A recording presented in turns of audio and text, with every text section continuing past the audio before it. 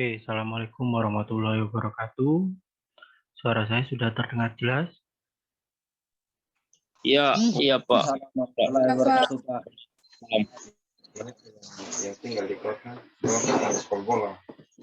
Oke, terima kasih untuk responnya. Untuk sementara, tolong mikrofonnya dimatikan dahulu, sedangkan kameranya diaktifkan semua.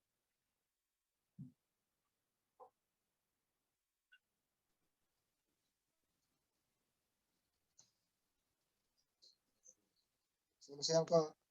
Oke, selamat siang. Oke, sesuai dengan perjanjian kita yang tidak menghidupkan kamera, saya anggap tidak hadir ya untuk hari ini.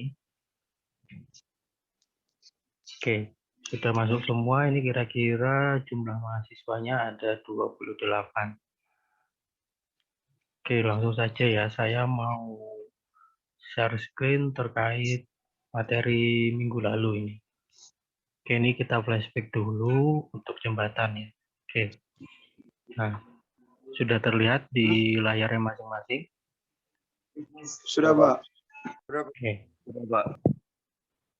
oke, terima kasih untuk responnya.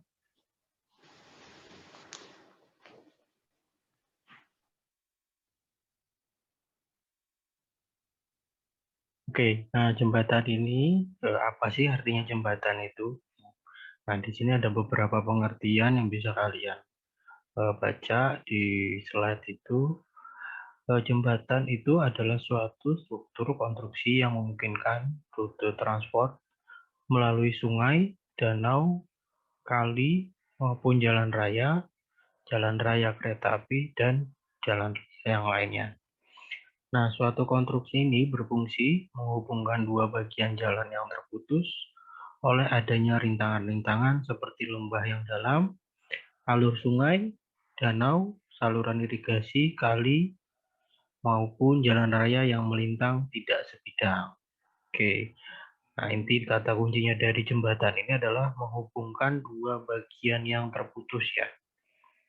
Itu kata kuncinya untuk jembatan. Jadi kalau misalnya ada dua lokasi yang terputus, itu berarti bisa dihubungkan menggunakan jembatan. Oke, untuk sejarah perkembangan jembatan ini sudah dari lama ya. Bisa kita lihat di beberapa situs nanti. Nah, untuk awal pertama ini kita harus mendeskripsikan apa itu tipe-tipe jembatan. Nah, untuk tipe-tipe jembatan ini bisa berdasarkan salah satunya di sini ada berdasarkan beban. Di sini ada jembatan untuk jalan raya, jembatan untuk jalan kereta api, yang kemudian jembatan saluran irigasi, 4, jembatan penyeberangan orang, ternak, maupun barang. Jembatan saluran utilitas seperti kabel telepon, listrik, pipa, dan lain-lain. Nah, itu untuk tipe-tipe jembatan berdasarkan pembebanannya. Nah, untuk kalau misalnya berdasarkan lokasi, di sini ada jembatan untuk darat maupun sungai, kemudian ada jembatan layang, yang terakhir yaitu jembatan selat atau antar pulau. Oke, nah untuk lebih spesifiknya lagi, tipe-tipe jembatan ini berdasarkan letak atau lantai kendaraan, biasanya disingkat dengan LK. Nah, untuk LK ini dibagi 3, yang pertama itu lantai kendaraannya yang berada di atas, kemudian ada di tengah, kemudian ada di bawah. Nah, kenapa sih harus dibeda-bedakan seperti itu? Karena hal ini direncanakan berdasarkan letak rencana muka jalan. Nanti kalau misalnya muka jalannya di bawah air, itu berarti jembatannya sub bawah tanah. Oke, kemudian batas bawah jembatan, izin atau MAB. Nah, di sini biasanya kalau jembatan itu antar pulau, ada ruang kosong yang harus disiapkan perencana supaya nanti kapal-kapal laut maupun kapal-kapal lokal bisa melewati. Nah, ini salah satunya di jembatan Suramadu itu tingginya harus sesuai dengan standar kapal. Oke. Nah, ini tipe-tipe jembatan berdasarkan LK tadi bisa dibagi 3. Ini disesuaikan dengan H. Di sini H ketinggian ya.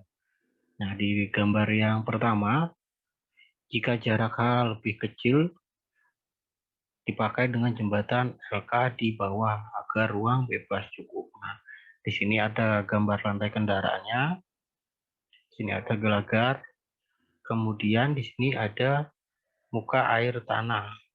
Nah, jadi jembatan ini memiliki H1 yang kecil, maka jembatan ini harus direncanakan mempunyai ruang yang cukup bebas. Nah, yang kemudian ada H2, jika jarak H2 besar, dipakai jembatan dengan LK di atas tinggi pier dapat dihemat dan jarak gelagar induk kecil. Nah, ini ada beberapa kelebihan lagi. H2-nya lebih tinggi daripada H1. Nah, jadi ada ruang di antara muka air tanah sampai dengan lantai kendaraan. Nah, yang kemudian H3 terlalu kecil, maka jembatan LK di bawah perlu dipertinggi dengan membuat tanjakan. Nah, untuk tanjakan ini istilah lainnya nanti adalah opritan. Nah, ini gambarnya bisa dilihat potongannya. Untuk H3 dari muka air tanah dengan LK atau gelagar ini hanya lebih kecil dari H2 dan H1. Maka muka jembatannya akan ditinggikan membuat seperti tanjakan atau opritan nanti. Nah, ini H yang terakhir, H4.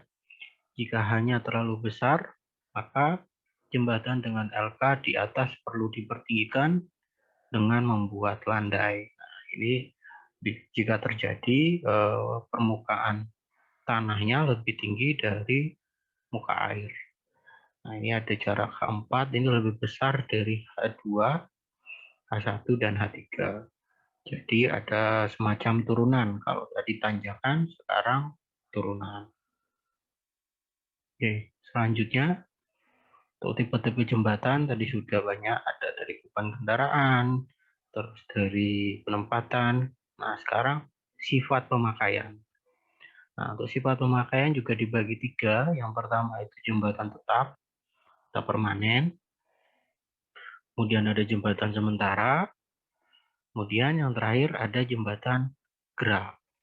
Nah, ini salah satu, ada beberapa contoh untuk jembatan yang bisa bergerak.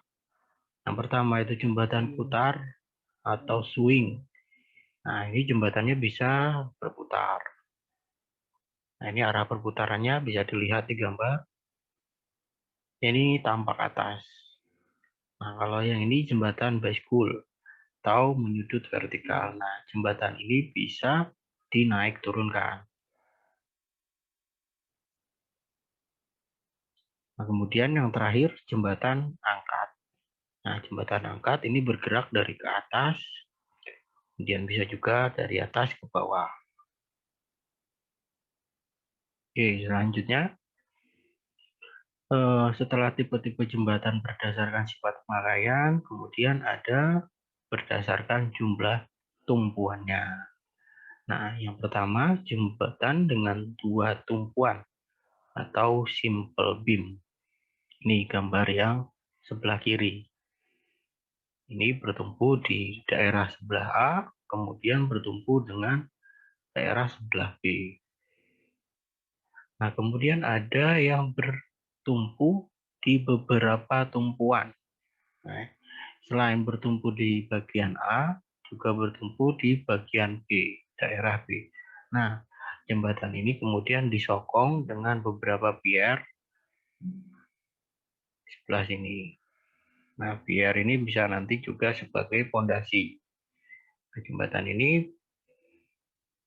biasanya bentangnya panjang, mungkin lebih dari 7 meter.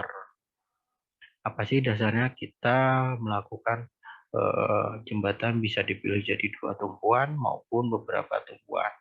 Nah, alasannya salah satunya yaitu yang pertama, kebebasan lalu lintas di bawah.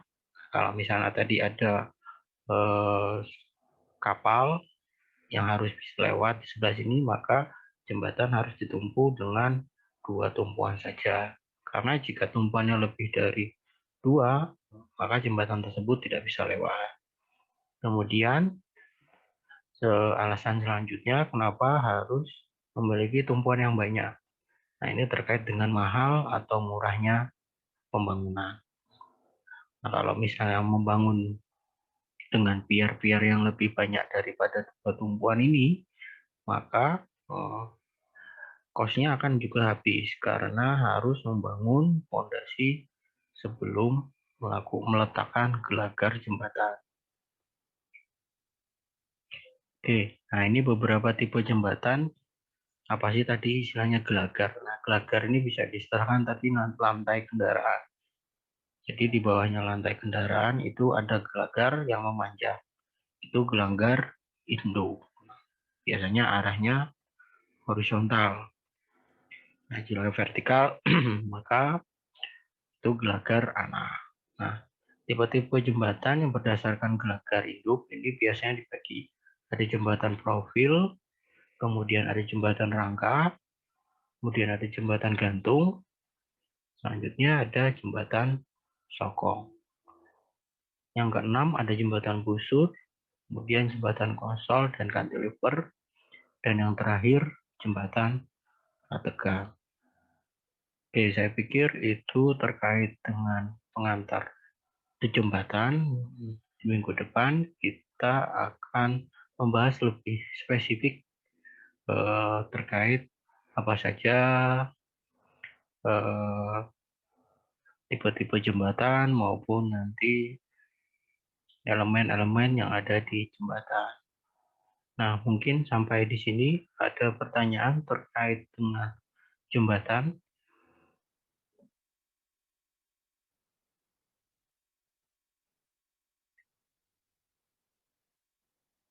Saya persilakan.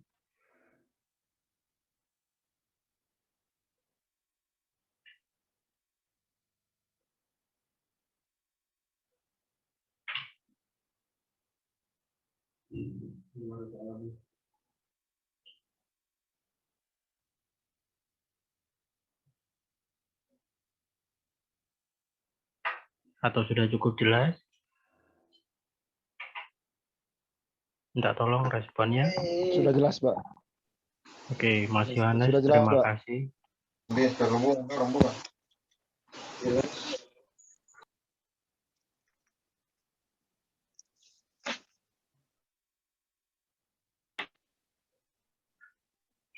Oke, yang baru masuk silakan kameranya dihidupkan, suaranya dimatikan.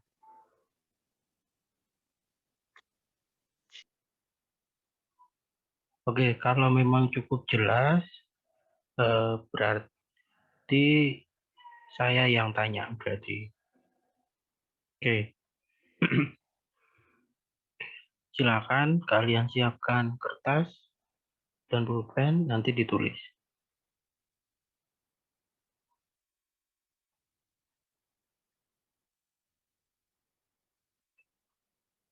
Sudah siap? Sudah. Pak.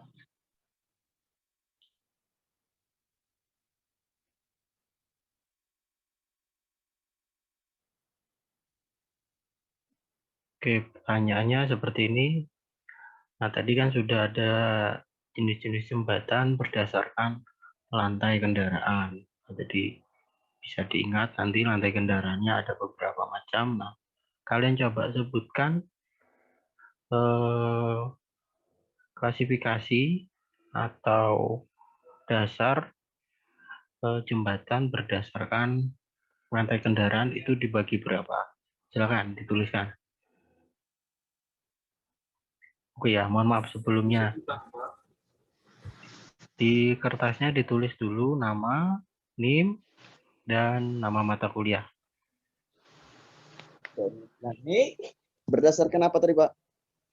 Ditulis dulu nama, NIM, dan nama mata kuliah. Jika sudah, silakan konfirmasi ke saya.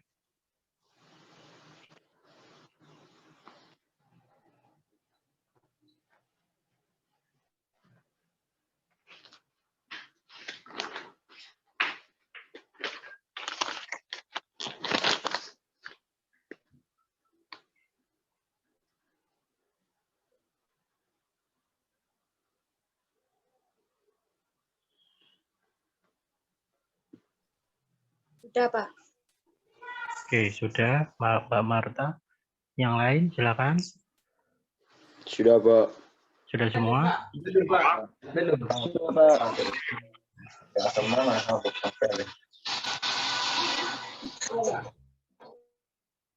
Oke, pelan-pelan saja. Karena ini waktunya masih berapa menit ini?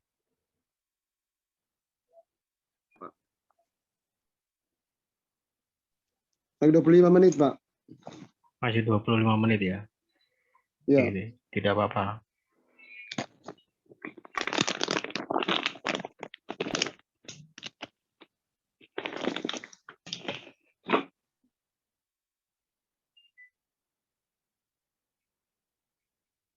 Oke, ini sudah sampai 36 orang ya. Tadi masih 28, sekarang sudah 36 orang. Minta tolong yang baru datang, dipersiapkan kertas dan pulpen.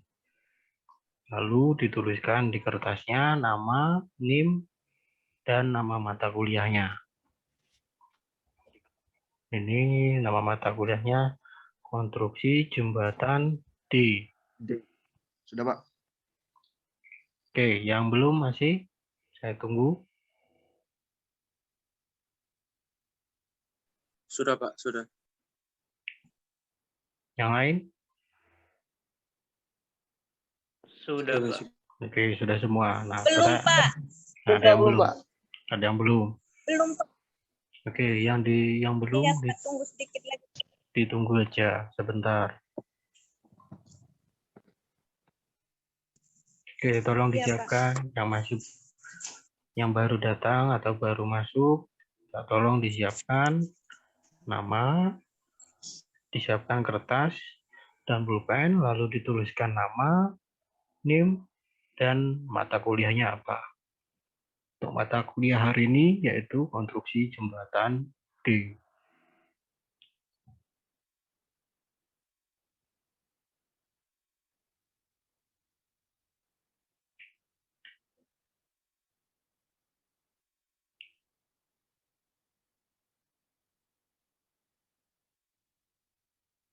Oke, saya konfirmasi lagi, sudah siap semua? Belum, Pak. Sudah, Pak. Sudah, Pak. Oke, Mbak Feli. Sudah, Pak. Belum, Pak. Mbak Feli, dipercepat sedikit. Belum, Pak. Si belajar.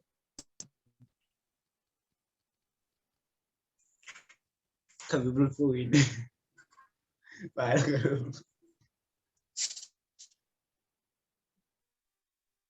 Oke, Mbak Fesi, sudah bisa dimulai? Arbi.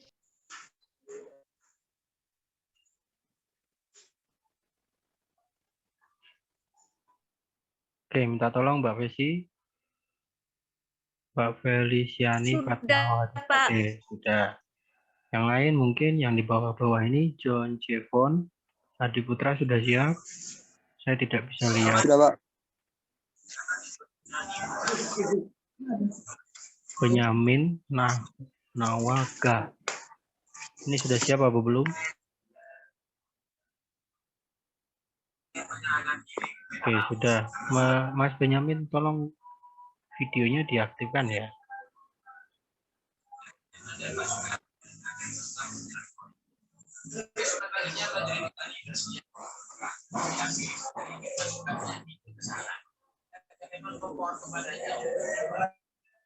Oke, mohon maaf, suaranya saya matikan. Oke, sudah siap semua kira-kira? Maaf terlambat, kendala sinyal, Pak. Oke, Mbak Maria Febiola, saya minta tolong tolong disiapkan kertas dan pulpen, lalu dituliskan nama, NIM, dan nama mata kuliah. Jika sudah, tolong konfirmasinya. Oke, Mas Benyamin Nahwa, rumahnya di mana?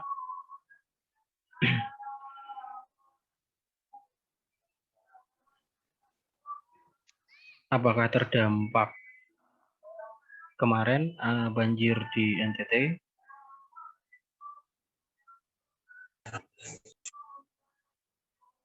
Oke, Mas Benyamin di Sumba ya. Kalau di Sumba kemarin berarti terdampak.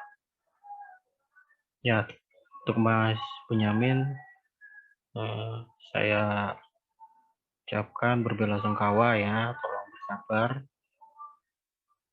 Semoga bencana ini dapat menjadi suatu teguran buat kita ya.